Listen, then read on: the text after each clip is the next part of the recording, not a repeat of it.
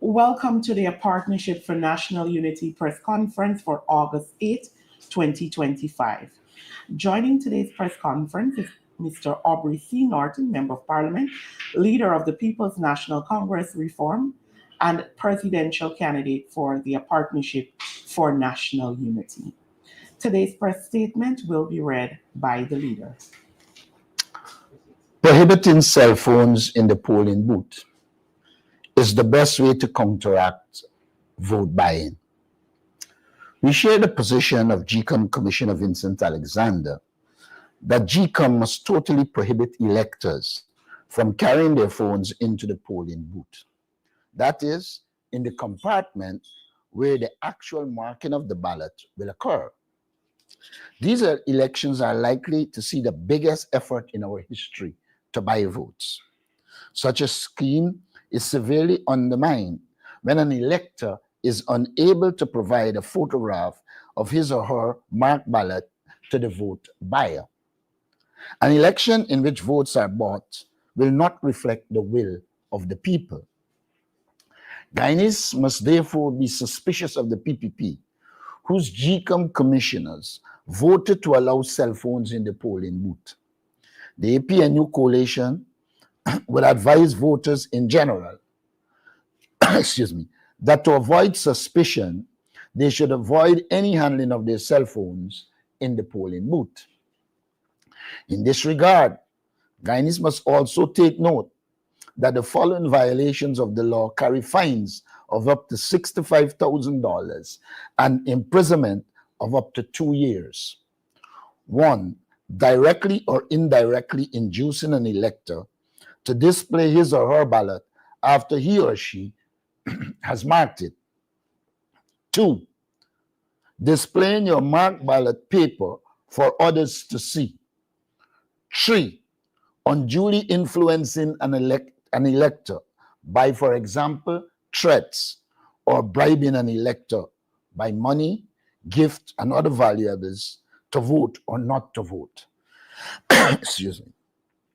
4. Accepting such bribes, in other words, selling your vote. And 5, voter impersonation. The risks are not worth it. We urge citizens to avoid such temptation and freely vote their conscience. The APNU government will increase job benefits, safety, and satisfaction for our police and soldiers. The APNU coalition has always regarded and will continue to regard Guyana's military as essential for the protection of our territorial integrity, the safeguarding of our national security, the cultivation of patriotism and national pride, and the development of skills, especially our young ranks.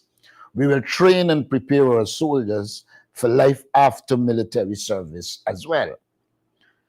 We likewise view our police force as essential for the maintenance of law and order, the minimization of crimes of all types, the development of safe communities, and the protection of the vulnerable in our society.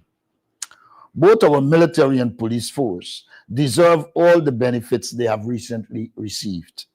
The PPP, of course, like to pretend that these benefits are overly generous, when in fact, they undercompensate the military and police for their dedicated service under challenging and often dangerous conditions.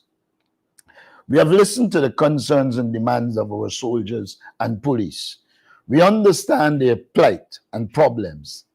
As the next government, the APNU coalition will respond by increasing their salary by up to 35% with yearly bonuses, raising the tax-free threshold to $400,000 a month in our first year in office, paying out a cash transfer of $100,000 each year in our first year, beginning in our first year in office, increasing the minimum wage and starting salary to at least $200,000 a month in our first year in office, ensuring the police and soldiers enjoy all the other benefits we plan to implement for all citizens, such as rent-to-own housing, water and electricity subsidy, and child allowances for children up to 18 years of age.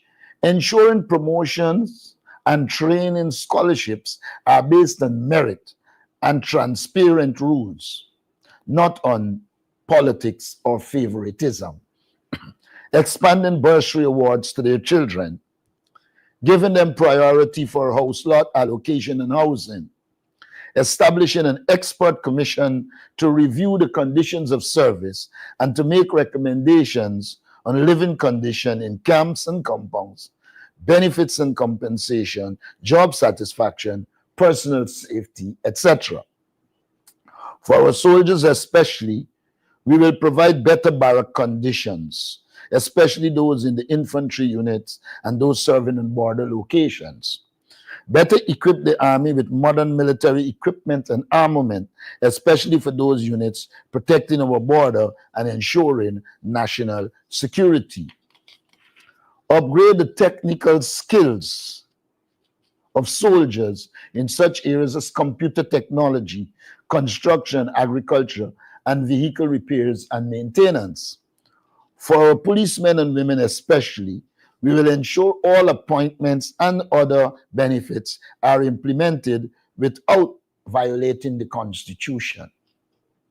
Replace the Commissioner of Police with an officer who has integrity and competence and who has the respect of the entire Guyana Police Force.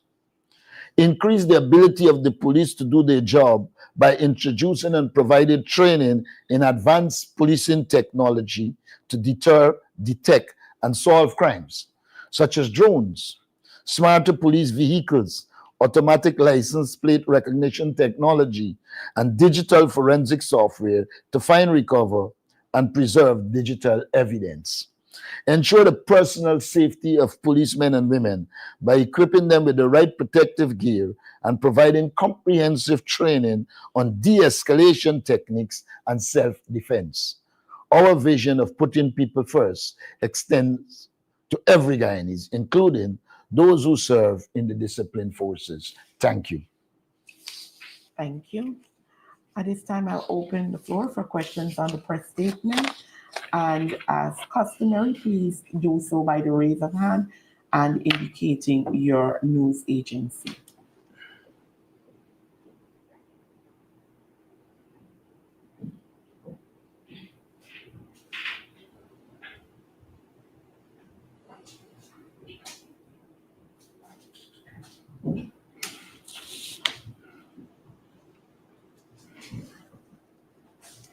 Mr. Norton and Shabral and Ravel. Sir, could you tell us at this stage, and this is a question that's tangential to one of the issues that you raised, that is to say the use of the carrying of cell phones in the polling booths. Tangentially, the question is, could you tell us what exactly are your field representatives going to be trained for in looking out, trained in looking out for on polling day? And how do you intend to liaise with GCOM should you find anything that is untoward so that those concerns can be addressed? Let me start with the last question. We obviously have to engage GCOM, but we don't expect much out of GCOM. The question of what our persons will be looking for, we have prepared a manual, we are training them, and we will indicate to them what they must be looking for. I have a question here from, I don't want to call the name because I would have it wrong, but it's from Fabric News. Could Mr. Norton say if the APNU will have polling agents at every polling station? We have mobilized polling agents for every polling station. But if you are aware of what happens on polling day, somebody might get sick or something. What we do is we have backup to replace them. But so far, we have prepared polling agents for all polling stations across the country. Thank you. The floor is still open. Mr. Antonio Day. Mr. Norton, good morning to you, sir. This Good is off morning. the press statement, question off the press statement. I would like to know what are your concerns about public servants who are being allegedly bullied by the incumbent when they are attending public rallies by other parties, including yours, as compared to those public servants who are publicly showcasing their support for the incumbent and they're not being targeted? It's just an indication that the PPP is not a government that has interest in good governance. I think the PPP is in desperation mode. And so they are prepared to violate every convention, every law. And so what you see them doing, Jack, they're hugging up a police in charge of a station and the police going on like, um, you know, she's doing the right thing.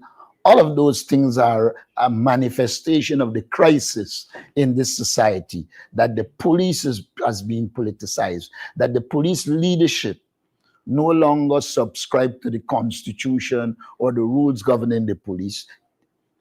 He subscribes to the governing political party diktats. And so it's really and truly a manifestation of the crisis that has engulfed the society, especially the Guyana Police Force. There are other public servants who are encouraged to do the same thing, but then there are others who, the minute they appear, in fact, the government has undertaken and has been doing this. They are searching people's Facebook pages and then being vindictive against them and firing them. I know of a young man in the Ministry of Agriculture who they gave a jersey to attend a rally. And when he refused to attend the rally, then the Monday after that, he was fired. And so it is the PPP we're talking about. Our Guyanese are sensible. They know how to play the game. There are some that you can't do nothing about. They will bend to the PPP pressure. But in the final analysis, I say what I say to them all the time. Take what they have to offer, but vote APNU. Thank you. The floor is still open for questions. Okay, Ms. Hayes, I have another question as well directed to Mr. Norton. Mr. Norton, you are aware that today, if you are aware, that Ms. Jennifer Ali, she would have issued a public apology in a video statement regarding the statement that she made, derogatory statements about the circumstances surrounding the death of Adriana Young. Comparatively, Baby Skello, who many know, he would have been he would have been arrested for making similar statements but in musical content. However, what are your concerns about this, given that you have had concerns about the ERC selectively handling situations such as these? Like we said, the ERC is a stooge of the People's Progressive Party. The ERC had the audacity during the local government election after Irfan Ali made derogatory comments about women in Linden. And when I respond without calling anyone's name, but merely indicating that if you're traveling overseas, you could give blow for the use of a Guyanese term, the ERC wrote me and I ignored them because the ERC, the person they have heading the ERC is known to be a political partisan. If you read the book on the New Building Society, you would know who we are talking about. So I don't consider the ERC of any consequence. The ERC has 22 functions to perform. It barely performs one, and it spends all its time going after people. In the case of Baby Skello, it is the normal victimization of the Ghana Police Force. I mean, up to this morning, we had to have a lawyer go to Weldad to get two persons out of the lockup over the same nonsense charges. But this government was comfortable locking up young people for it's more than a month. And had it not come to our attention so that we could have dealt with it, that person would languish in jail. We are also informed that the police is going to unleash a set of raids with the sole purpose of incarcerating young African Guyanese. And I'm saying that because I'm reliably informed the focus will be on young African Guyanese. And it wouldn't be the first time they do it, and it must be thwarted this time, because the Ghana Police Force, like the ERC, is a tool of the PPP government and the domination and control that Barra Jagdeo hopes to exercise, like he exercised over Irfan and the rest of the cabinet. Thank you.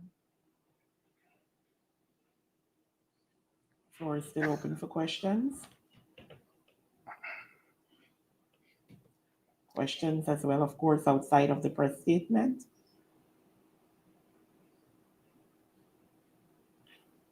Okay.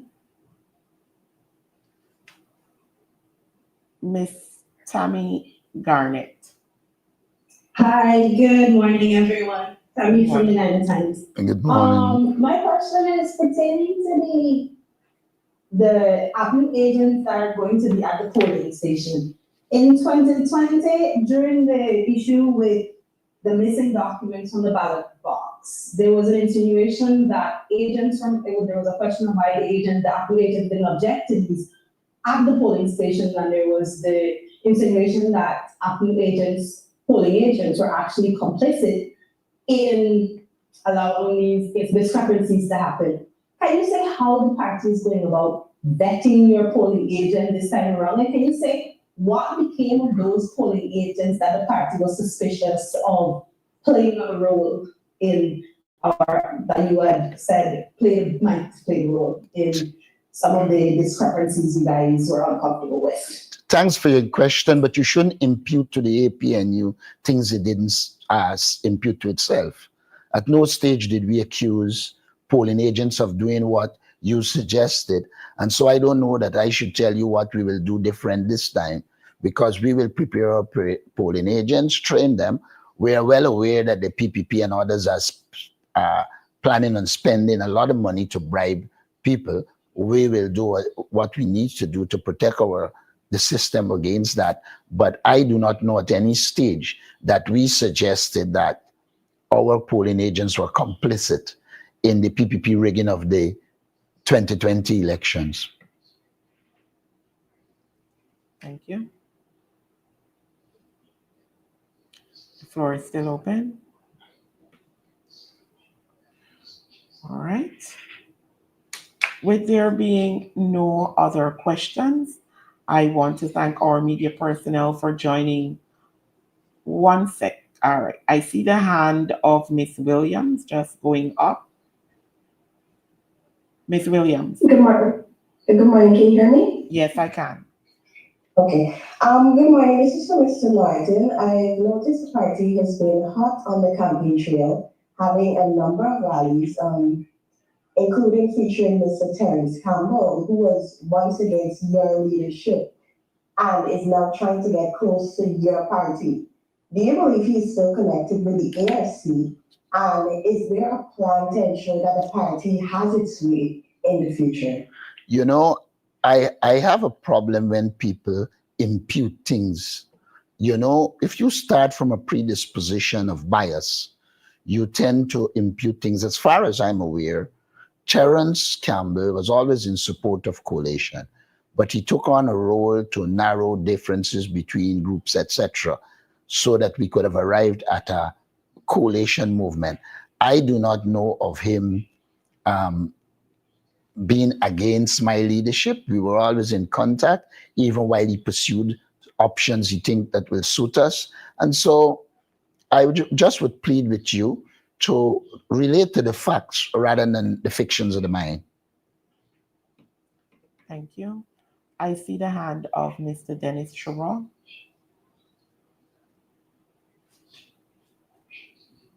Mr. Rodman, can you say what has become of your participation in the GMSA luncheon? I saw that you were billed to speak at the event, and I saw the event being cancelled. What's happening there? As far as I'm aware, they had invited me to speak to the luncheon, and then they sent a message saying, after careful consideration, they will no longer be holding the luncheon. And as I gather, it wasn't going to be me alone. It was also President Irfan Ali. That is as much as the information I have at my disposal. But you were always ready to participate and attend. In fact, we had already prepared our statement.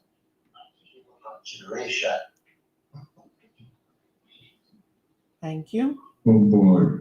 Thank you. You're welcome. Mr. Adam Harris. Yes. Good morning. Sorry I had to join late. Commonly, I just heard their response to a question about Terrence Campbell always wanting to be a member of the coalition. That sounds good. At the meeting in Youngstown, he said that you invited him to help him plan management strategies for the country. Would you care to say what some of those strategies are, sir? I believe that when you're looking at forming a government, you need a rounded government. We have got a lot of people on our slate who are political, professional, etc. But we thought that there was need for a business-oriented person to bring to bear the experiences of business on whatever government we had. It is as a consequence of that, I engaged Terrence Campbell and said to him, we respect his skills in the business area of business, and it is in that context he was invited to be part of the coalition, and he agreed. And we think he is a valuable addition as it relates to us dealing with the question of business and the professional governance of a country. Unlike our opponents, we do not believe that your qualification has to be corruption. We believe your qualification has to be honesty, integrity, and competence, all of which we think he has.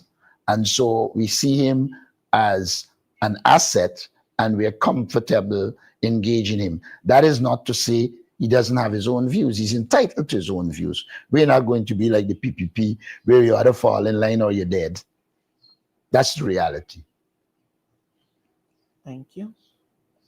Sorry, another question, please, sir. Feel free. You have been holding rallies around the country. I don't know if this question was asked, and I was out for a while, but I saw some of them on social media, and they looked good. The PPP also had a rally in Linden that appeared to show that Linden was supporting them. How accurate was the presentation of that video from the PPP vis-a-vis the reaction of the Linden people to the PPP? The PPP is doing terribly in Linden. If you go back, you would recognize that for every elections, the PPP ships in plenty people into Linden to create the perception that they have support in Linden. But all the elections after they finish shipping these people and posting these pictures, they get a licking in Linden, and it will be no different this time. Lindeners are well aware of the PPP's dislike for Linden. Lindeners are well aware that some of the people the PPP cultivating in Linden don't serve their purpose. Let's look at Figueroa. Here is a man who the PPP destroyed all the grounds in Linden except one. Virtually hampered sport. He was shadow minister, youth, sport, and culture, never said a word. And then he goes to the PPP and suddenly finding everything to be nice. But we know him well. The first question he asks is, what is in it for me? Never ask about the people. Thank you. What is in it for him, sir? Well, he would know. I didn't. I'll tell you a story years ago.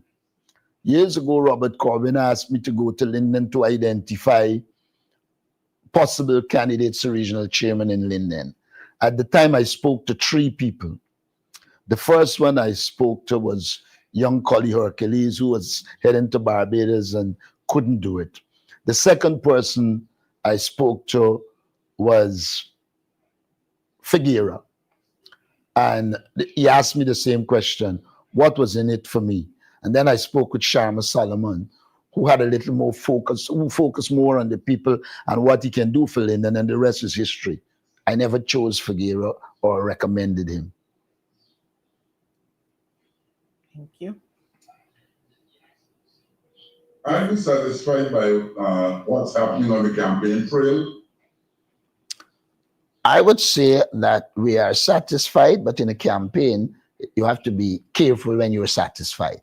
We believe there's scope for improvement. We will work to improve in every compartment and to ensure that we succeed in these elections. But I am satisfied to a point.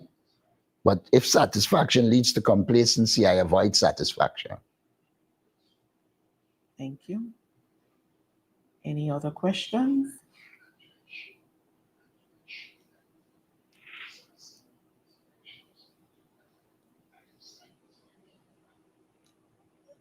All right. Mr. Antonio Day. Okay, Mr. Norton, what are your concerns about the statement that the Vice President made, whereas he noted that himself and you are friends, but he doesn't think that you are suitable to run the country? Okay, simple and straightforward. We are not friends. Rarely do I have corrupt friends. If I have a corrupt friend, it means I don't know that the person is corrupt. The minute I find out, they wouldn't be a friend of mine. Secondly, I avoid incompetent people, and therefore Jagdeo wouldn't feature in anything I'm doing. The third thing about it is that I despise people who lie all the time, and he's a pathological liar. What I'm suggesting to you is that all the qualities I would look for in a friend, I can find none in Barra Jagdeo. What is he doing? He's attempting to create this impression that he and I are friends because he believes if he does that, people will believe I'm compromised. Because, you know, the only friends he got is the people he would have compromised. I would say this to the public. I can never be compromised by Barra Jagdeo. I will never be his friend, though I will have nothing against him outside of the ills he carried in the political realm. I do not come up against individuals, but I come up against people who seek to oppress us. I come up against people who are corrupt. I come up against people who are incompetent, and their incompetence is affecting this country. Barra Jagdeo likes to talk about his experience, but what is his experience? His experience is a failed Skeldon factory. His experience is a failed fiber optic cable. His experience is infrastructure that really don't survive at all. So what is the use of experience if it doesn't come with competence? Barra Jagdeo is an incompetent, useless person who has political power and use political power for his family, friends, and favorites, but pay no interest in the people of Ghana. I prefer to have friends who pay interest in the people of Ghana and put the people first. Consequently, he cannot be my friend. Thank you. Is there? Mr. Norton, if I may, going back to the question of you already made your statement about the ERC, which I are taking note of. The individual that I mentioned to you who offered the apology, notably, she was not arrested, nor did she receive the similar treatment as Baby Skello. Are you concerned about the constant double standards in this country, whereas apparently people are selectively reprimanded? I am very concerned. In fact, we are now sometimes heading to station, having to call policemen because the PPP activists are pulling down our posters. Or night before the last, we flagged the East Coast. I left the road about 1 in the morning. By 8 in the morning, they are taking down a lot of the posters between Mandela and about Cummins Lodge area, just before there. Now, it don't matter if you report it to the police does not act on anything that the PPP does that is wrong.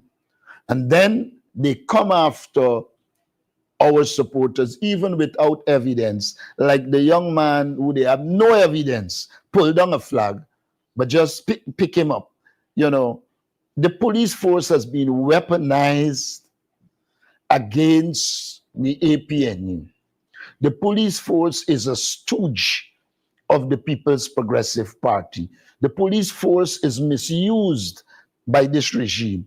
Of course, when we say the police force, we mean the leaders taking instructions, because we know that there are good people in the police force. We know that in large measure the police force supports the APNU and will continue to do so, but they are finding themselves in a difficult position because the PPP is afraid of losing, and they're using every trick in the book to ensure they control and dominate. All I say to the policemen, bear up, a few days left, vote APNU, and you will be free to operate in the country based on the laws, based on professionalism, and you will see the back of this corrupt and unjust regime called the PPP. Thank you. The floor is open for maybe one other question.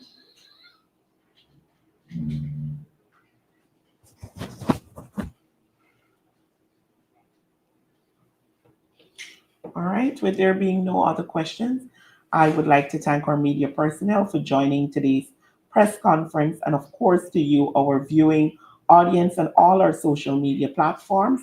Do have a wonderful day.